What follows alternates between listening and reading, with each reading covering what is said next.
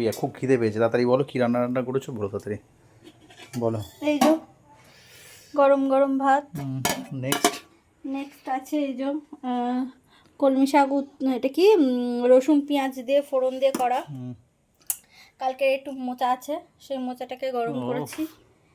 কালকে তো আমি খাইনি মোচাটা। না, তুমি খাওনি বলেই তোমার জন্য রেখে দিয়েছি। আর এদিকে ডাল আছে একটু, উচ্ছের ডাল, সেটাও গরম করেছি। আর এদিকে মা এক্ষুনি দিয়ে গেল নিরামিষ, সেটা হলো কুমড়ো ডাঁটার চচ্চড়ি সর্ষে বাটা দিয়ে। আর এটা কুমড়ো ফুলের বড়া। বুঝতে পেরেছি, আর সবাই বুঝতেও পেরেছে। এই যে ট্যাংরা দিয়ে, ফুলকপি দিয়ে, ধনেপাতা দিয়ে, আলু দিয়ে তরকারি। হ্যাঁ, ঝোল। আর কিছু নেই? হ্যাঁ, আরেকটা আছে। আজকে অনেক কিছুই রান্না হয়ে গেছে। এই যে এই হলো আজকে নতুন একটা এক্সপেরিমেন্ট করেছি।